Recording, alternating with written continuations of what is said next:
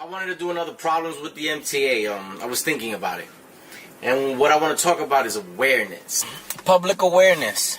So what do I mean by awareness? What I mean by awareness is basically, I would like that our union makes people understand some things about our job. The more public awareness we bring to the job, the easier our job will get, and the more sympathy passengers will have with us, and the better communication people will have with us. And I know some people don't understand that, because even when I talk about certain things here, some people say, why are you telling them so much? That's not good. Why am I saying that? There's one reason I'm saying this is, I'm just tired of being cursed out about things that people just don't know any better, so they curse us out. What I'm referring to is, if customers will know certain things that we have to do, they won't curse us out. Like when it's snowing and we don't pull up to the bus, we don't pull into the bus stop. We don't do that because we're supposed to be adjacent to the bus stop. If you don't know what adjacent means, that means parallel. They could put a TV on a bus and explain it. 15-minute skits or 30-minute skits of, on snow days, bus drivers keep the bus adjacent to the bus stop because it's for your safety. Meaning we're supposed to pull into the bus stop but stay away and be somewhere that is clear so people can know where they're stepping so they won't fall. But people don't know this, so they see us not pull in, so they curse at us like, damn, and you didn't pull into the bus stop. Or us being diagonal to a bus stop. We're never supposed to be diagonal, we're always supposed to be adjacent. But I believe communication between the whole system, union, management, customers, and employees is very, very big. And letting the public know that certain things that we do them because we're supposed to and in the rules for people's safety. And there's a lot of things like that. Like we don't control traffic.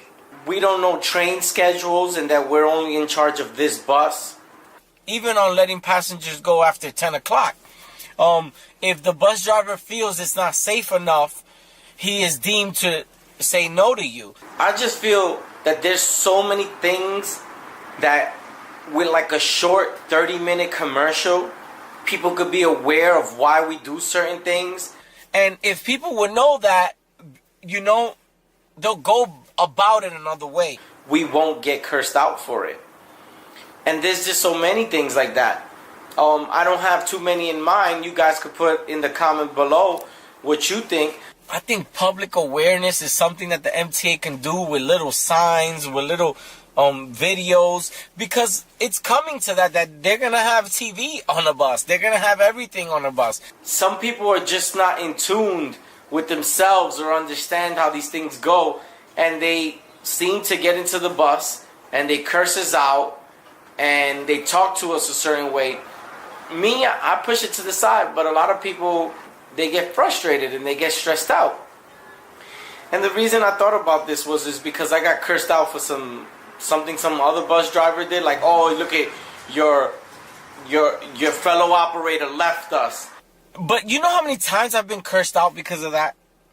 I don't know who he was. He was in another depot, but the reason he left him, I know why he left him, was because he was late and he got a non-service to go straight. But they don't know these things, and because they don't know these things, they take it out on us. Let people know exactly why things happen so we won't have conflicts about those things. So we can make life better for the driver and the customer, you know? Like, not everything has to be about business savvy stuff. It can be about helping us have better days. I guarantee you people don't know that 7 bus drivers get assaulted every day, almost. If they knew that our job came with so much stress, they'll have sympathy for us. Bus operators' jobs are the most stressful jobs in the city. From a study, from this, people will start taking sympathy for us. But these are things that people are not aware of, and because they're not aware of it, oh no, these guys are just assholes. Just food for thought. You know, it was just something that I was thinking of. I don't know what you guys think about it, but you can leave a comment and let me know. Problems with the MTA. Problems with the MTA. I wanted to do another problems with the MTA.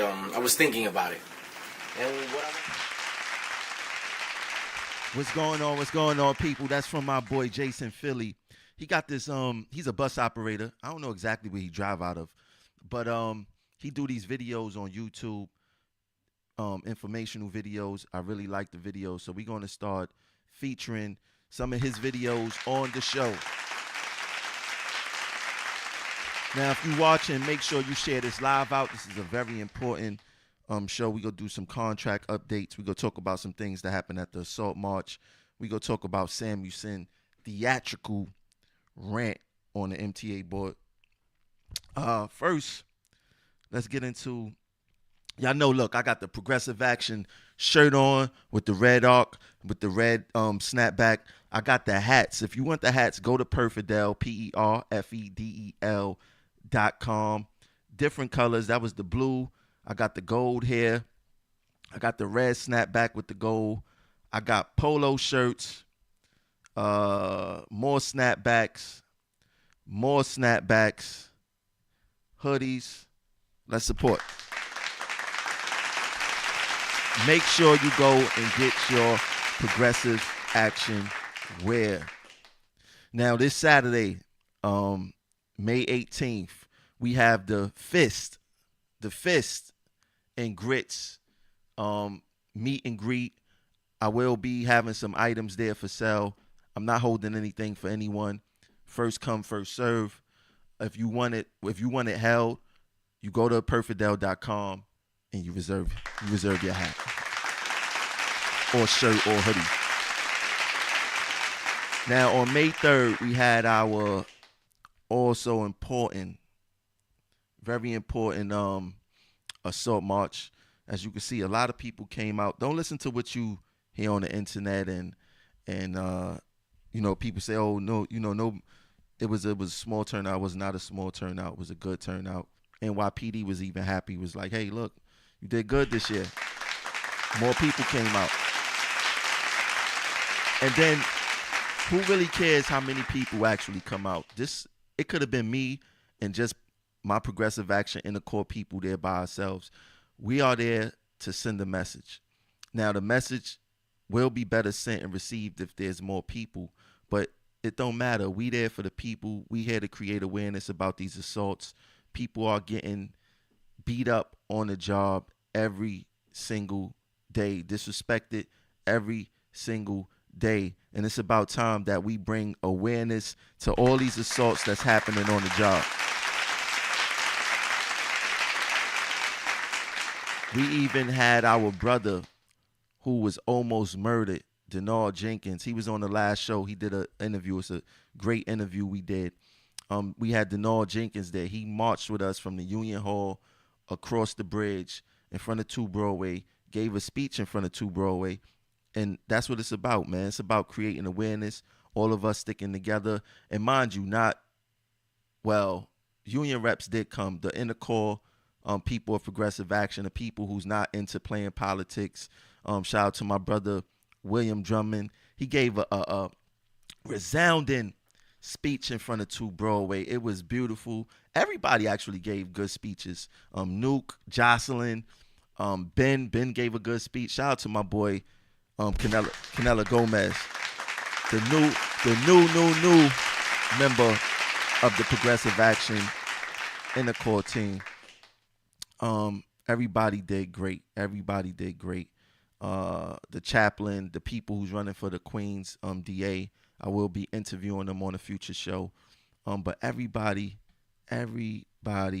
did great. Now, just to bring y'all up to speed about, what's going on as far as with the assaults and stuff, right? So, Utano never went to go visit Denard, even after he was released from the hospital. No, nothing. Let me get y'all Facebook comments.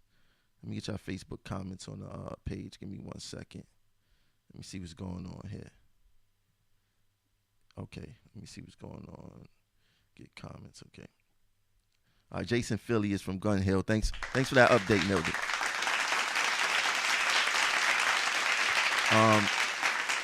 So Utano never came to the hospital to see Mr. Jenkins. He never came to visit Mr. Jenkins after he got out the hospital.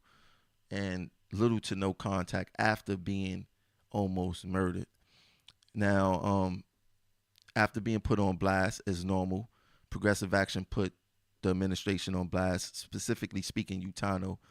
A female train operator punched in the face at Stillwell. Her eye looked so bad. So bad. Unprovoked attack. And it's crazy out there. Utano is front and center, for that. On the news, gave a weak speech. I actually like the train operator speech better. She made better sense. Utano just he can't sympathize with us. And able to sympathize with us, you have to be in our shoes in some form or fashion. Utano been in this union for about 38 years, and he only worked at his tools for 2 years. And it wasn't an operational tool where you exposed to the operational position where you exposed to the public like that. He just never worked in our positions to understand our positions, and how you guys can vote in someone like that is beyond me. Get the fuck out of here! It's beyond me. Beyond me. So, like I said, Utano, he been under pressure, and out of nowhere, they go pop up at the court date, update court date case, stabbing of conductor Denard Jenkins. They never even call Mr. Jenkins to say, hey, we going to your court date. Are you going? We want to bring a whole bunch of people to the courthouse, to show them support and things like that. They just showed up. It was a photo op. If you look at the picture and you look at the article, it was strictly a photo op. This man was almost killed, and you guys show up only 3 people. And I know you don't care, Utano. You just doing this to have Progressive Action lay off of you. And it's sad, because you really don't care. Action speaks louder than words, but your actions is very fictitious. They not genuine. And you might as well just stay home and whatever you was doing on Easter and continue doing that, because at this point, everything you go do is going to look fake if you don't get in front of it first and do the right thing. You having a hard time doing the right thing. Now back to the assault march. So every assault march, this is our 3rd year having an assault march. Every assault march that we have, the union always sends someone from the communications department to take video, take pictures, and they did it the first year, did it the second year.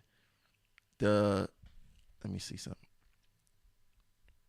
Did it the first year, did it the second year. After the assault march, nothing. Not one picture, not one video, nothing makes it to the union website. So why are they there taking pictures of us, taking videos of us? Why are they doing that? I have no idea why. But it's rude, it's disrespectful. We pay these guys in the communication department very well, and we're going to get into that in a second, especially with Gannon. So Gannon was there, and he videotaped the whole thing when we got to 2 Broadway, as far as what I seen. So when it was my turn to speak, I called them out and I asked them, what are you doing here? Are you going to put this stuff on a union website? What are you going to do with it? He said he's not putting it on a website, but he's sitting there filming us, and we paying him, basically. Our union dues pay for his salary. So I decided to do something that they won't do for me. I gave them the opportunity to speak at my event on my stage and to address the members as to what exactly they were doing. Now, this guy, he sat there and he started cursing, acting belligerent for no reason, for no apparent reason. He had the bullhorn in his hand, and sooner or later, I'm going to post a full video and show, at least on 2-3 occasions, I'm asking him, why are you cursing at me? I'm not cursing at you. Why are you using that type of language? He was very rude.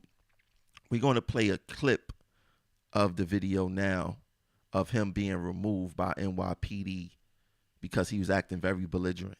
Check it out. It doesn't matter now. You're in the middle of a protest and you don't want to hear it. No, they invited you. But you don't want to hear it. We want to invite you in. That's it. Hey, how you doing? No, I don't go. You must go. You must go. You must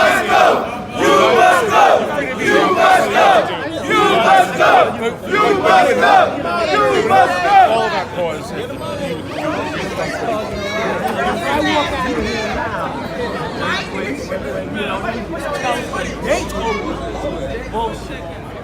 But you been the guy to go. Come on. You been up in and then you gotta put your hands on the charge.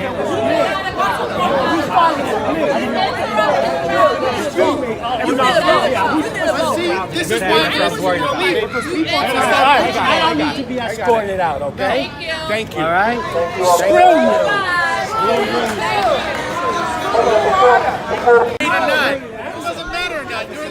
Shout out to NYPD for getting him out of there. He even left saying screw you. Shout out to Neil DeLaunt. You know, we just wasn't having it that night. I mean that morning, afternoon, whatever. We wasn't having it. The disrespect must stop from these union officers. They are not there to help. They're only there to help to hurt us. There wasn't no reason for him to be there if he wasn't gonna do the right thing and put our positive event on the union website. So not only was he cursing, but he was there using phrases like "you people." Some journalists from a website called City Lens, they was out there, and she did a story on it. It was a very good story, and she documented him saying "you people," and I want to know who's you people. You know, who's you people? I thought in unions we was brothers and sisters. I didn't know we were you people or whatever the case is. But normally when white people use that term, you people, against minorities, people of color, black people, is very condescending. You know, he needs to explain what you people is. Now, to touch on some other aspects of that article, I like this piece right here. It says the job comparison site Glassdoor.com currently lists average MTA train operator pay at $34.80 per hour for an annual salary of $66,816 without overtime. While their wage is above New York City's median income of $57,782, train operators earn less on average than police officers, nurses, and sanitation workers. That's the point we've been trying to make. That's the point at Progressive Action we've been trying to make. We are underpaid than most of the city agencies in New York City, basically. We are underpaid when it comes to police officers, almost 20, a matter of fact, exactly $20,000. Nurses about 17,000. Sanitation, 22,000. We are underpaid. We cannot afford to live in the city, and it's sad. You know, that's why I'm saying this contract is very important. We deserve a monumental raise. We serve an important function in the city, and if trains and buses don't move, if the stations don't get clean, this system will fall apart faster than you know it. Now, a lot of people always say, Tramel, you know, they always want to put the responsibility on me. You know, Tramel, you know, you should work with the union. It's not that I don't want to work with the union. The union don't want to work with me because I'm not a yes man. You cannot tell me anything. And if you lie to me or I find out that you're lying, I'm going to the membership and I'm letting them know. Now, Gannon was quoted in the same New York City Lens article. The union leadership is dismissive of Progressive Action and Thompson. So they don't want to work with us. You know, if I was the president, and politics aside, whether I like you or not aside, if I see that you bring something of value to the table, of significant value and importance, I'm reeling you in. How can we work together? How can we be allies against this behemoth called the MTA? How can we fight them together? You know, that right there, what you see on the screen shows that they do not want to work with Progressive Action. So please stop asking me, do I want to work with the union? Go and ask them if they want to work with us.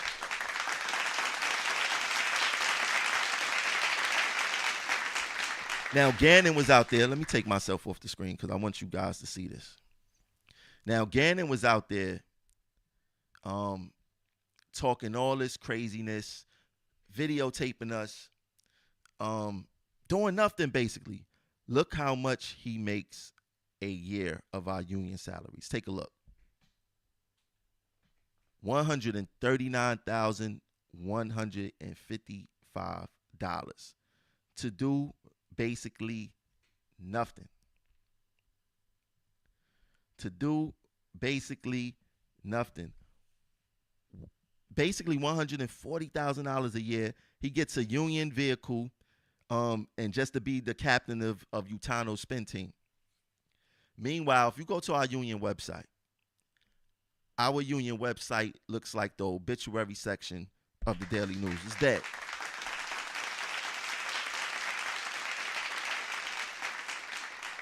It's dead.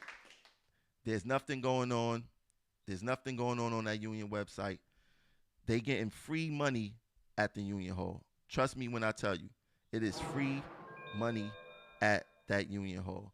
What are you guys willing to do about that? What are we willing to do about that? We want to continue letting them get away with this free money? I know I don't. I don't want to let them get away with this free money. $140,000 to sit there and do nothing. Man, and this is corruption. You know, they talking about, and we getting into that story next, they talking about the MTA workers stealing overtime. What about the union officers that's stealing salaries, that's stealing our hard-earned union dollars, and Utano letting them get away with it? The union need to be investigated. Utano need to be investigated. Now, speaking of investigations, Cuomo, you see Cuomo and Utano here. They have a great, excellent relationship. And that relationship is not to the benefit of the members. It's not to the benefit of the members. It's to the benefit of them, these guys. You see, every time you see them together, it's smiles, it's giggles. And we've been telling people about Cuomo. This isn't anything new. It's not nothing new. But you know that I guess that they are real brothers. You know, when Utano look at Cuomo and Cuomo look at Utano, they are really brothers. When they look at us, it's not so much of the same, if you know what I mean. So their bond will forever circumvent the bond of the union. Them first, without a doubt. That's just how they operate. So it's no surprise to me. Cuomo sent in the police to combat OT fraud. You know, no matter how they put it, there's no OT fraud. Workers do not assign themselves their own overtime. It's coming from supervision. Now, we not saying that supervision may be favorable in giving certain people overtime. Not saying that's not happening, but us workers, we are not doing that. We can't do that. We can't assign our own overtime. We cannot make our own overtime. That's just not how it works. So this is no surprise to me why Cuomo send the police in and want to watch us and things like that, which is crazy because we getting our ass kicked on the job, and Cuomo could send in the police to watch time cards, but can't send in the police to protect us.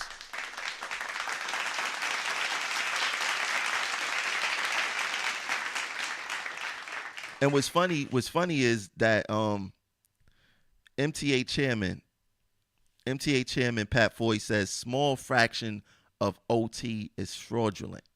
So far, 5 Long Island workers disciplined or facing it for alleged fraud. So they made this big hoopla of people stealing time for 5 people, and there's not even no guarantee that they were stealing time. So 5 people, OT fraud. Next thing you know, you had IGs in New York City Transit work locations, watching time clocks. Every time something happens in Long Island Railroad, New York City Transit get the worst end of the stick. Or Metro North. Metro North, Long Island Railroad do something, New York City Transit get the worst end of the stick. Train derailments in Metro North and Long Island Railroad, New York City Transit get hit with a crazy sleep apnea and work is out of service and you wasting your sick days. Discipline. They get away with discipline over there at a rate way higher than New York City Transit workers. And that leads us into the conversation of institutionalized racism. So now we're going to get into this Samuelson video. We're going to get into the Samuelson video. I want you guys to listen. The theatrical performance of Mr. Samuelson. It was very exciting. I was excited myself because I was taken aback that he would do this, but I had to remember this is all a game. This is all a show. So watch this minute clip of him talking at the MTA board going off. Things you said, but comparing the Army to New York City transit workers or rebel workers is a little bit like apples and oranges. Not that I want to, go down that path with you. I want to comment on certainly on some of the things that have been said here. First of all, like a reality check. You talk about the potential institutional racism with the doling out of overtime. You're not talking about New York City Transit, though. You're talking about the railroads, I assume. Yes, sir. But with that said, you know what institutional racism is? This is institutional racism. Having a political insensitivity to send armed police into our workplaces. And I don't understand how everybody here, every part of this management group, is not utterly embarrassed at the fact that you're acknowledging that your management is so dysfunctional and so messed up that you gotta send the cops in. You should all be so totally embarrassed. I think the writing public recognizes that. I think the media recognizes that, and it's true. So if you're gonna talk about institutional racism, I think you need to look in the mirror. That's the first thing. The second thing is, I appreciate the report by Larry Schwartz, things you said, but comparing the Army to... Shout out to Samuelson and his very theatrical performance at the MTA board. Now, Chairman Foy, this is from Dan Rivoli from New York One. This is his a tweet from Dan Rivoli. He said, Chairman Foy says, there's institutional racism in worker deals that favor more senior workers who are less diverse than junior workers. Let's think about that for a second. Is that really institutional racism? You know, when us blacks, people of color, Hispanics, when we hear a white man talk about institutional racism and it seemed like he's taking the side of us, we get excited like, yeah. He's it's for us. But Samuelson wasn't talking. He wasn't representing us. He wasn't talking about that type of institutional racism. He wasn't talking about,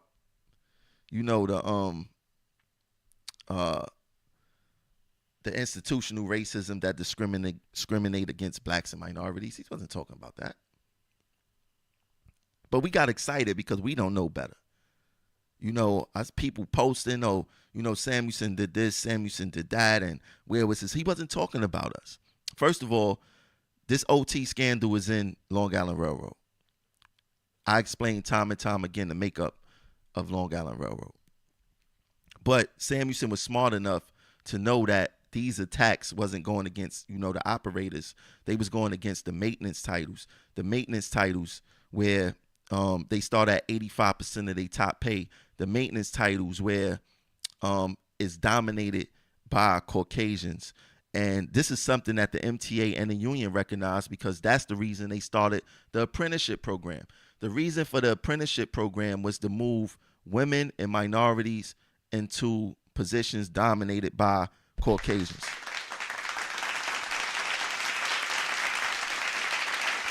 And this isn't me talking about, race. This is facts. Ask anyone why the apprenticeship program was started. Samuelson suspended that same program for about 4 years. Where was his outcry of institutional racism then? That's the question that needs to be asked. That program was suspended for at least 4 years. Now, he could say, well, you know, it wasn't us, it was the MTA. Well, you was on the board during that time. You was the president during that time. Where was the outcry of institutional racism then when it affected blacks, minorities, and women? Where was institutional racism then? This is why I keep telling you guys, stop falling for the banana in the tailpipe with these people, because it's all BS. Trust me when I tell you, it is all BS. No outcry of institutional racism. And what's funny is that Samuelson is guilty for his own racist tactics within Local 100. Let's even look at when Samuelson, before they would stand united or divided, however way you want to label them. Let's look at the name of their name. The name they ran up under in 2009 when they won. It was called Take Back Our Union. Think about that for a second. Take back our union. Who are you taking your union back from? Let's examine that. In 2009, the name of Samuelson slate was Take Back Our Union. Who were you taking your union back from? You guys got to read in between the lines. Willie James, Black Union president, followed by Roger Toussaint, Black Union president. Who was Samuelson taking the union back from? That's a dog whistle. Samuelson basically was saying, take back our union from these black presidents and return it back to who he considered the owners. Who was he taking his union back from? Let's think about that. I want to see what y'all saying on Facebook. What are y'all saying on Facebook? Say anything good? Who was he taking the union back from? Samuelson is responsible for his own institutional racism. Now, check this out. This isn't the first time that I posted this. I talked about this before. This came out up under Samuelson tenure. If you look at the flyer, I have the union logo on it. So it was approved by Samuelson. Now, this is all revolving around Vision Zero, when Vision Zero first hit and things like that, right? Look at this character picture. This will fly over a lot of people's head, including, our heads. But I find this picture to be very, very, very racist. You have a dark-skinned female, hips, bamboo earrings, being arrested. You mean to tell me that you guys don't see anything wrong in this picture? Who was the people around Samuelson that allowed Samuelson to do this and made him feel comfortable with approving this? Because this cannot come out without his approval. Why would the union do such a thing? Why not arrest, have the person being arrested with a white male with what they call that, a shrimpku, with a shrimpku on. That's the Jewish, the fur Jewish hats. They wouldn't do that because they wouldn't disrespect them like that. Why wouldn't they? Who else? Why didn't they do that? They didn't have to show no face. They could have just gave the illusion of who the person they was disrespecting. Simple as that. I need you guys to follow me here. This is beyond crazy. This is beyond crazy. Follow me. Why didn't they do that? They could have just not used anyone in particular, or came up with a better image to represent bus operators being arrested for Vision Zero, which is wrong. Which is very wrong. But us as a people, we don't demand that type of respect. We need to start demanding that type of respect, because Samuelson, very disrespectful. Utano, very disrespectful. We seen the difference. Utano showed his true colors when a black person get assaulted and almost killed. Utano showed his true colors. Very disrespectful. And I know some folks who sleeping and they look at Utano take pictures with people of color, and they say he can't be racist because he take pictures with these people. Let me tell you something about racists. Racists are master manipulators, especially political racists. They are master manipulators, and they know how to play the game. So just because he took a picture with a person of color or ran with a person of color, that means they not racist. I mean, during slavery times, you had house Negroes, and the master got along with the house Negroes, right? Does that mean that master is not racist because he got along with the house Negro? I need y'all to help me understand this. Maybe I'm not understanding. I could tell you one thing, that no master racist, these master manipulators, will be around strong people of color. They wouldn't do it. They just wouldn't do it. They just wouldn't do it when you think about it. Why would they have someone strong who's going to call them out? Every black person that they got around them is a yes man. They're a yes man. How can the black people that work around them allow them to get away with this without some type of war being waged?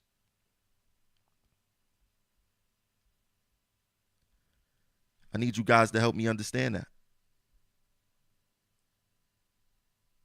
It's no way possible. There's no way possible you could be a person of strength and you allow them to put out propaganda like what you see on the screen. There's no way you could be a person of strength and you allow them to suspend the apprenticeship program at the time for 4 years that mainly affects your people. That program was put in place for a purpose. And you guys allow them to do that.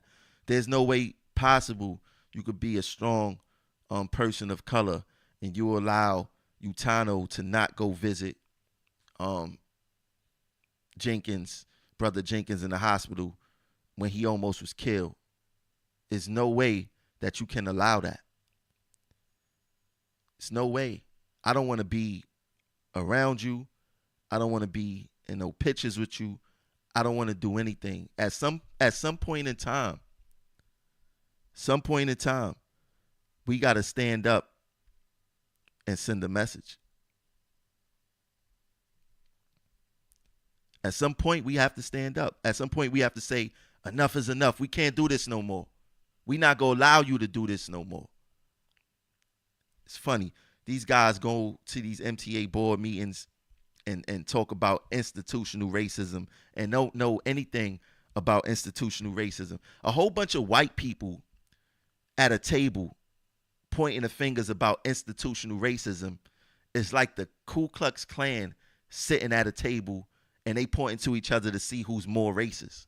There's no way possible that anything good could come out of a conversation with a whole bunch of fake elitists, white men and women at a table talking about institutionalized racism. And I'm going to tell you why.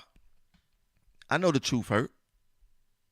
I'm going to tell you why they can't do that. Because you can't sit and address institutional racism and don't address structural racism. You can't do that. You can't go to a table and discuss institutional racism and not discuss systemic racism. And I brung up the systemic racism on multiple occasions on Facebook, at the MTA board meeting. Systemic racism is the blatant disparity in discipline between Long Island Railroad and New York City Transit. Systemic racism is the blatant wage disparities between New York City Transit and Long Island Railroad. You cannot bring up systemic racism without addressing structural racism.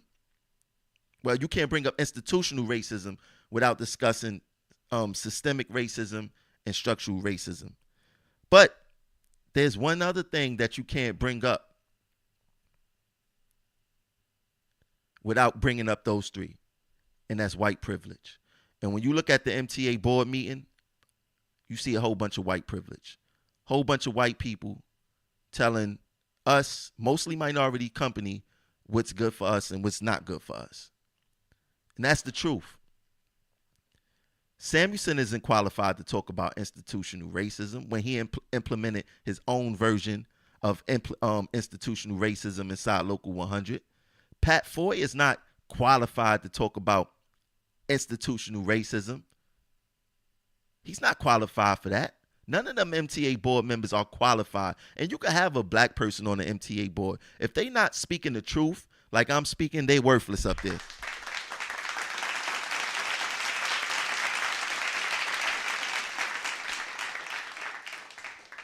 There's no way possible that they should be controlling the narrative of what institutional racism is, because they are not qualified to talk about institutional racism under any circumstance, especially if they don't want to talk about white privilege. You want to know what white privilege was? Remember when Sarah Feinberg went to the platform with her baby with the MTA vest on, and she was performing customer service duties with her child strapped to her because she felt that the rules don't apply to her? That's white privilege. She may not want to talk about it, and she watched this page. She's in Progressive Action. She watches Progressive Action TV. That's white privilege. White privilege is Cuomo just saying, you know what? We don't care about the New York City Transit workers getting their ass whipped. White privilege allow him to say, I want the police to watch the overtime. I want the IGs inside these bonds making sure that nobody is stealing time. That's white privilege. That whole MTA board, the people on that MTA board, I guarantee you, 10 times out of 10, is not there because of their aptitude, not because they got nice degrees. It helps. But nothing helps you more than white privilege. Trust me when I tell you. They are not qualified to talk about white privilege under any circumstance. I mean, institutional racism under any circumstance. They don't want to talk about white privilege. White privilege is from 1968, the beginning of the MTA, to 2019, 51 years, not one black MTA chairman. That's white privilege. White privilege is, once again, I'm going to bring this flyer back up, taking back our union. This is when Samuelson ran in 2009. They wanted to take it back from the minorities because two black men were presidents back to back. Take back our union. White privilege allowed him to say this slogan, get away with it, and not pay a consequence. That's white privilege.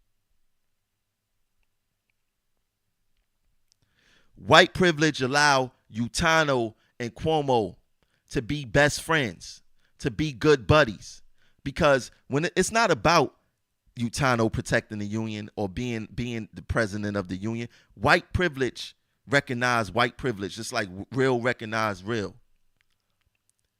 I don't care if you a blood, if you a Crip, real recognize real. That color stuff don't matter when real people get involved. And it's the same thing in politics. White privilege allow them to allow Utano to sell us out. That's what white privilege does, because he's relating to Cuomo white privilege. That's what it's all about. Now they want to put up this fake fight, and now we in the contract negotiations and all this other stuff that's going on. We're going to get into that right now too. This stuff really gets me upset, because people get mad at me or say that, Tramel, you racist. How am I racist? Because I'm pointing out what racist white privilege is doing. I'm not one of these easy blacks that you could tell me anything to deter me from my message. It don't work like that with me at all. You can say whatever you want to say. I'm gonna continue on with the same message. If you guys never gave me any examples to talk about, then I won't have nothing to talk about.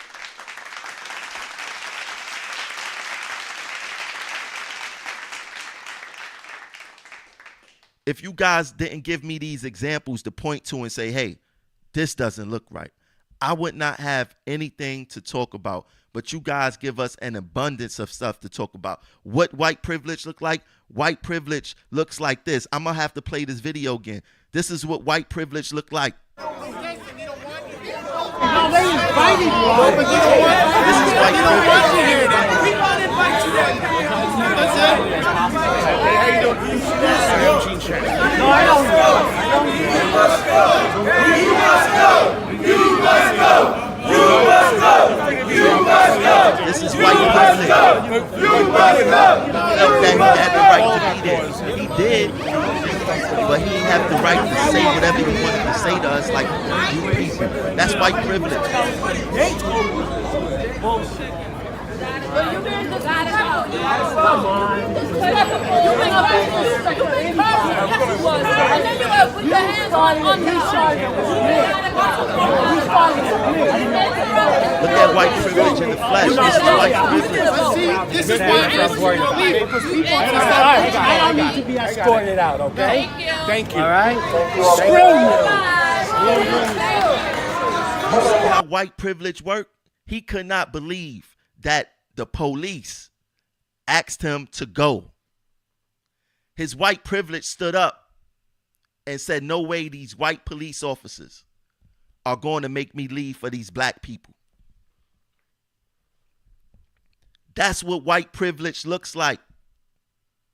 This union are led by races, and they are the weakest races. I'm gonna tell you why. Because if that's who you are, then be who you are. But when you are covert racist, you're a coward.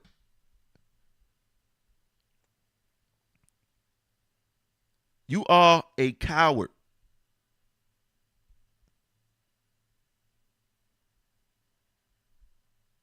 This is how these covert racists are the worst kind. Because not only are they cowards, they would do whatever they got to do to get you fired.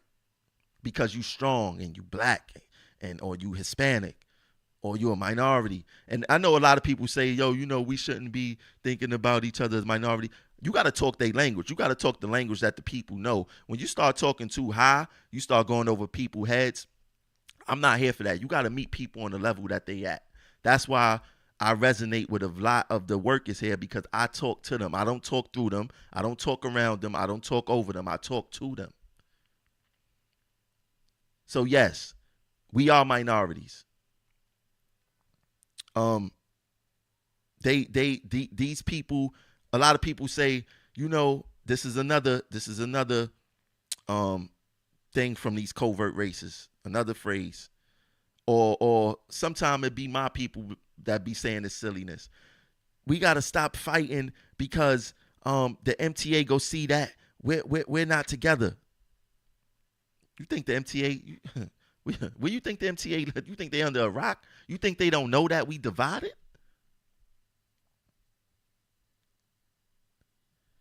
You think the MTA do not know that we're divided? You guys to be kidding me.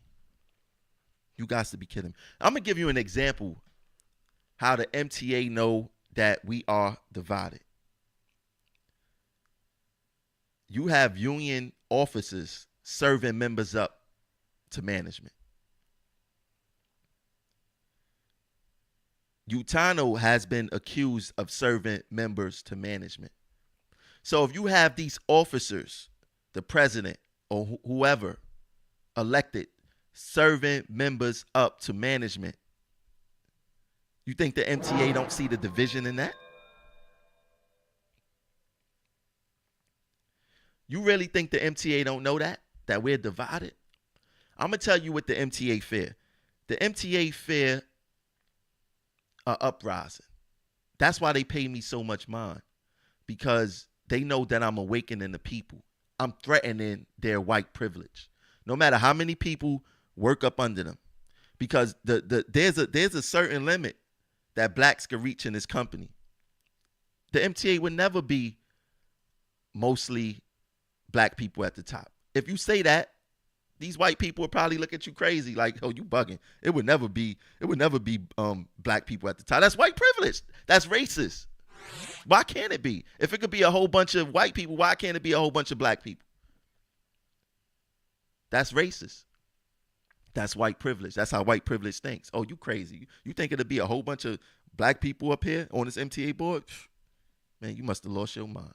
That's white privilege. And what's crazy is that I don't know if it's subconscious or it's conscious how some people be coming off racist. You know, when you look at the decisions of how things work in the MTA, it's definitely racist.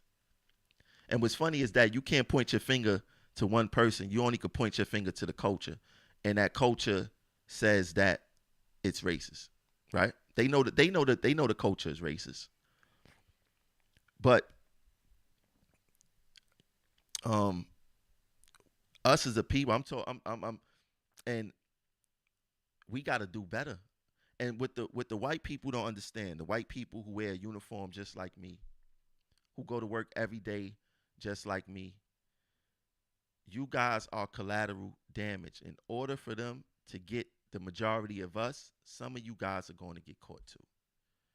When you guys wake up and finally see that and think that you're separate from us, because there's two type of wars going on. You have a racial war that's been going on in this country for 400 plus years. And that war hasn't gone anywhere. It has actually become more covert, originate in different forms, but you're getting the same results. Now you have a war.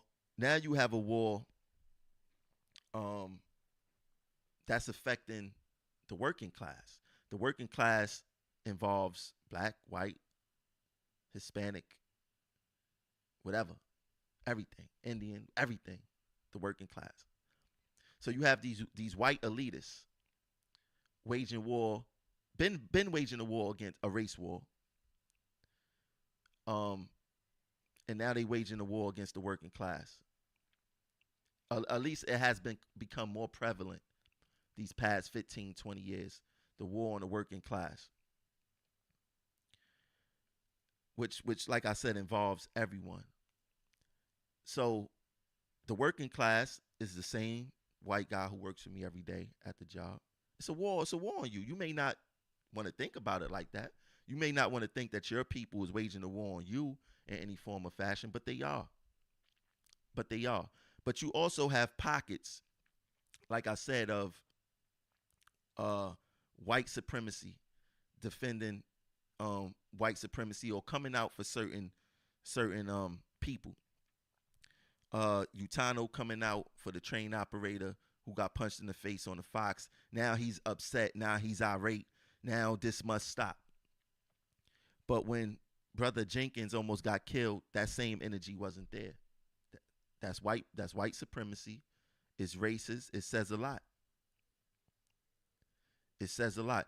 For everybody who's commenting on the Facebook,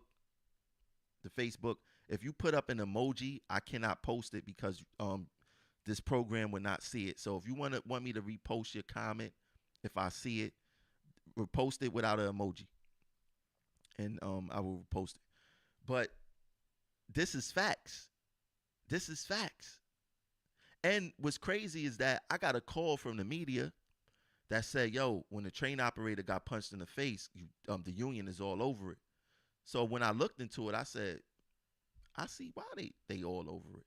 Now, we talk about this stuff in the crew rooms, but we got to take this out of the crew rooms and start presenting it at these union meetings. Start confronting these officers and their actions, because they think they slick, they think they smarter than us.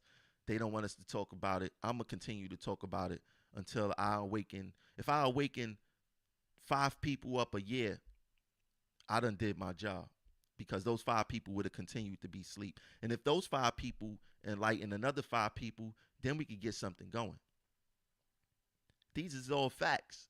This is why Utano or Samuelson don't want to sit down and talk with me, because they know that I speak with strength.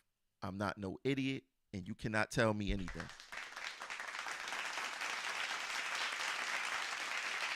Now let's talk about these contract negotiations. So the union they sent out a message yesterday on the union website, and basically the deadline came, the deadline went, and we don't have a contract. I'm going to read to you what's on the screen right now. It says, we met with the MTA today, that was yesterday, on main table discussions. We did not reach an agreement on a new contract, and quite frankly, we are not close to a negotiated settlement. Our agreement with the MTA expires at midnight tonight, yesterday. I have scheduled a Local 100 Executive Board meeting for today to present a full report. Under New York state law, our current agreement remains in effect. Management cannot change it in any way. We know that. To date, MTA Chair and CEO Pat Foy has not attended any meetings. My message to him is to get serious and start bargaining in good faith. This isn't that complicated. Transit workers are on a job under the worst of conditions. We have contributed mightily to better service and more reliable on-time performance as a result of the Subway Action Plan. Let me rebuttal some of this stuff right now. The union, this whole process of the union started 90 days ago, at least 90 days ago, right? At least for the past month, they have been at the table negotiating.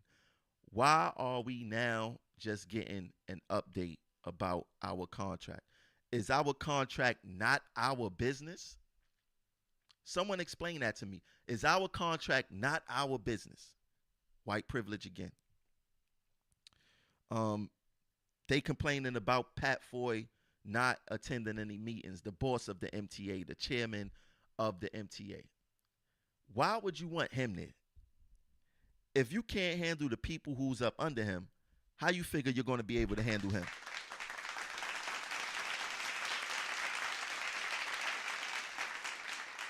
Let me finish reading this. It says, we are increasingly the target of criminal assault in the subways and on the buses. Through it all, we continue to deliver New York City's most essential public service, and we do it 24 hours a day, 7 days a week. We expect to be recognized for our efforts with a fair contract. They know that. You think they don't know that? They know that. My thing is this. Y'all met for a couple of hours. A contract is very important. Y'all met for a couple of hours. You guys supposed to be banging this out 9-10 hours negotiating. Go to the hotel, rest, come back to the table. You guys haven't even been working hard on this contract. You guys are not taking the lives of transit workers serious on any level. And I'm talking about the union. Utano learned from Samuelson. Samuelson wasn't shit.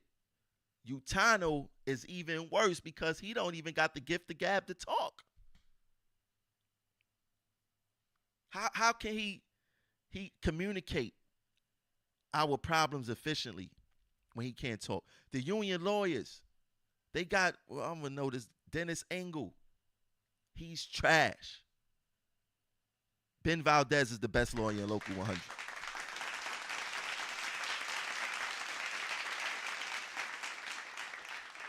It's the same story with this stand. And I want y'all to bring this, I want y'all to pay attention to this.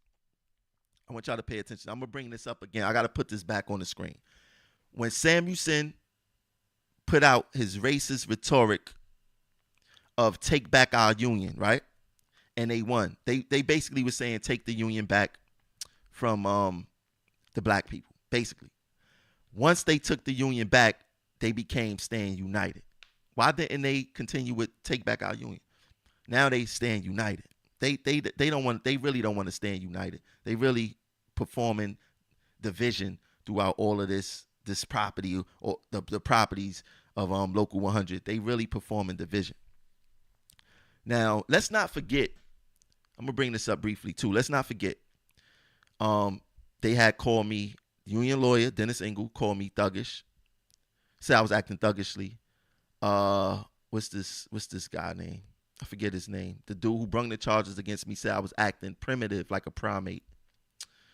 Tommy McNally been found by the EEO for racist propaganda against me.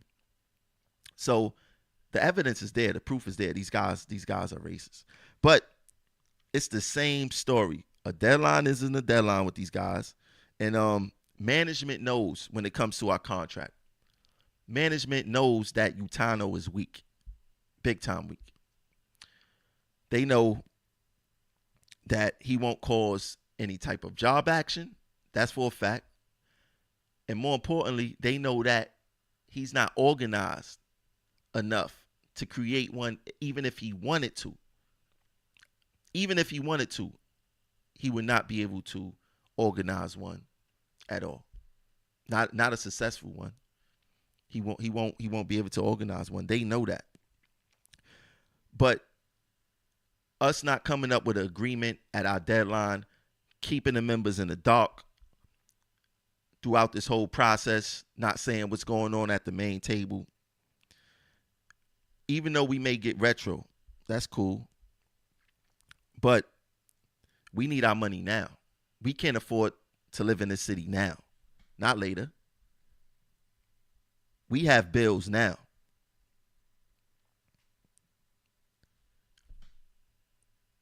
Our demands must be met now. But this is the result that you would get when you go to a negotiation table weak and your hand shaped like a cup, like you panhandling.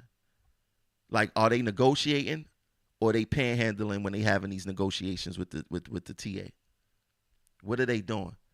When you go to the TA on your hands and knees, they don't got to listen to you. That's why they playing hardball with you. Because the union leadership is weak. And union leadership starts at the top with the president. Utano is weak. At the end of the day, we need and we deserve fearless, militant leadership. Intelligent leadership. Just because you got 38 years on the job don't mean that you know the issues. I hate when people say Utano got this amount of years on the job and that makes him the most qualified. I don't understand the correlation between those two. Everything have an expiration date. Everything has an expiration date. Utano time been expired. Now, another thing we got to look into, maybe this is a big game. Maybe the MTA and the union is working together because, let's not forget, there's supposed to be some type of, there's an investigation going on right now from the Department of Labor. What if there is a redo election? What Utano and them probably will want to do is say, You know, we can't change leadership in the middle of the contract. You got to let us continue this. You got to let us continue that. Maybe that could be the case too. We ain't think about that. Maybe they stalling the contract until after the Department of Labor investigation, because we should be getting a decision maybe within a week or two if the case is going to move on or not. That's something that we have to think about. Sean said, our leadership might as well just admit that they are cowards. I agree. I fully agree. But politics aside, whether you like who you like or who you don't like, this is the time for us to really come together. If they don't like what I'm saying, that's on them. I'm just saying the truth. I'm not going to pat Utano on his head and say, hey, yo, man, you the best, when he hasn't done anything to show that he was the best. As soon as he came in, he gave away our jobs to contractors. Even before he was president and he was vice president, he allowed the MTA to circumvent civil service in his department and hire off of resumes. Utano is not a deal maker. You know, he's not a mover and a shaker. He need to get with the movers and shakers. He need to get with Campbell. He need to get with myself. He need to get with Local 100 Fight Back. He need to get with the people that's out there in the field making noise, and we come together and show the MTA, hey, for this specific purpose, we're going to come together. And then we could continue our thing after we get a good contract. But like I said earlier, or like Gannon said earlier, once again, the union leadership is dismissive of Progressive Action in Thompson. They do not want to work with Progressive Action at all. They don't want to work with us. They don't want to take our ideas. They don't want to do anything. They don't want to do anything positive. Gannon is the communications director making $140,000 a year. Progressive Action do more communication for the membership than this guy. Why aren't we inside? Why didn't they come inside and say, hey, Tramel, you got some good ideas. Let's work together. Let's build this platform even bigger and better. Why? Because they look at me as the black guy who passed them. They would never want to give me credit. This is white supremacy again. This is racism again. I'm woke. I'm not asleep. Y'all could continue being asleep. Not me. I'm going to continue to give you guys the information to wake up. Because this is what we need. This is what it's about at the end of the day.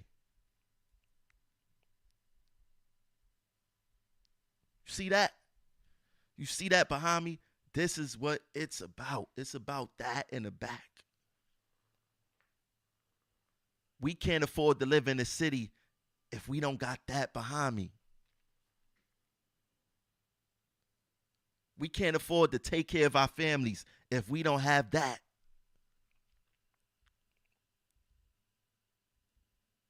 This is exactly what it's about.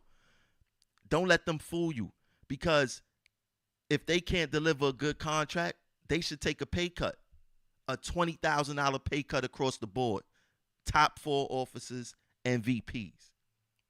If you can't garner us a good contract, $20,000 should come up off their salary.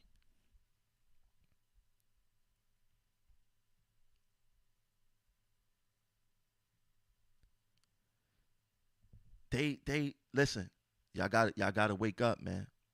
Y'all really gotta wake up. Y'all really do. Moving forward, I want to see more. I want to see more of you guys out. I want to see. Let me put this screen back. I want to see more. Let me see. How can I do that? I want to see more people out at Progressive Action events. Like I said, our next event is the Fist. It's not no typo. No typo. Fist and Grits. This Saturday, 11 a.m. to 2. 11 a.m. to 2 p.m. It's a meet and greet. I'm gonna have some Progressive Action gear there. You got to come out. If you like the platform and you support the platform, don't be afraid to donate to the platform. The link is in the description of this video. Donate to the platform.